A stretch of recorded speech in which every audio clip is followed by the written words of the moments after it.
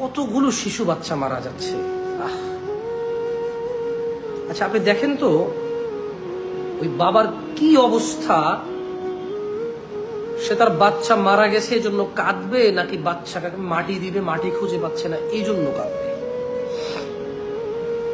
মানে একটা মা তার ছোট্ট 2 বছরের শিশু সন্তান পানিতে ডুবে মারা গেছে, এই বাচ্চাটার মৃত্যুতে কান্না করবে, নাকি সে চতুর্দিকে কোনো মাটি চোখে দেখছে না যেখানে সে এই বাচ্চাটাকে দাফন করবে, এই বাচ্চাটার শেষ বিদায় দিবে, ওই জায়গাটুকু নাই?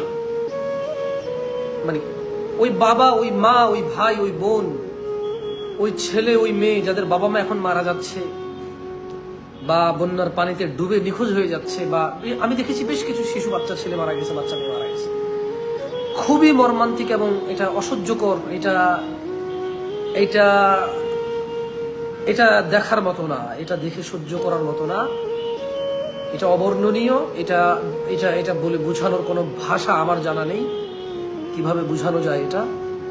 মানে জাস্ট চিন্তা করেছি যে একটা বাচ্চা মারা গিয়েছে, তার বাবা বাচ্চাটাকে, আমরা ছোট বাচ্চাদের যেভাবে ঘুম পাড়াই ঠিক ওভাবে বাচ্চাটাকে নিয়ে দাঁড়ায় আসছে বেচারা।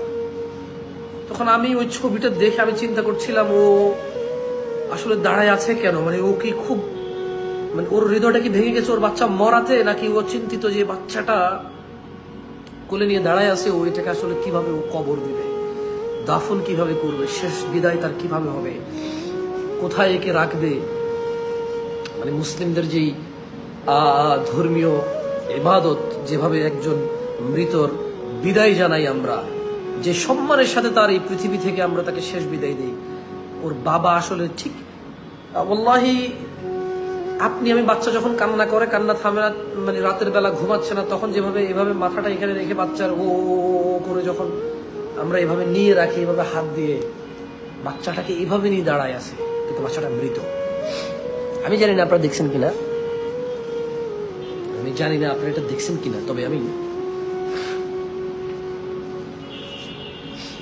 এটা দেখছি। হ্যাঁ, এটা অত্যন্ত হৃদয় বিদারক। এবং মাছ ধরার জন্য যে নেট দিছে, নেট জাল, ওই নেট জালে শুনেছি গর্ভবতী এক মৃত মহিলা ওই নেটে আটকা পড়ছে। মানে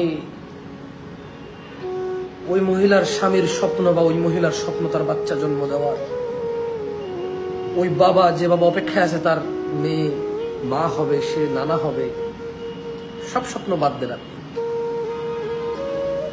মানে এটা কেমন কথা? পরিশেষে এটা বলতে চাই যে যেখানে আছেন, যে পরিস্থিতিতে আছেন, যদি আপনার পক্ষে আপনার পরিচিত কেউ থাকে বন্যাতদের এলাকায়, যেখানে আপনার পরিচিত বিশ্বস্ত কেউ থাকে, তাহলে তাদের মাধ্যমে সহযোগিতা করুন অর্থনৈতিকভাবে। এবং যারা অর্থনৈতিকভাবে সহযোগিতা করবেন অথবা অর্থনৈতিকভাবে সহযোগিতা করতে পারছেন না, অন্তত দোয়া করবেন। আমি বলবো সলাতুল মাগরিব বা সলাতুল ইশা, এই যে সামনে কিছুক্ষণ পর মাগরিবের নামাজ আসবে, ঈশার নামাজ আসবে, প্রত্যেকে আপনাদের সলাতে ভুলিয়েন না।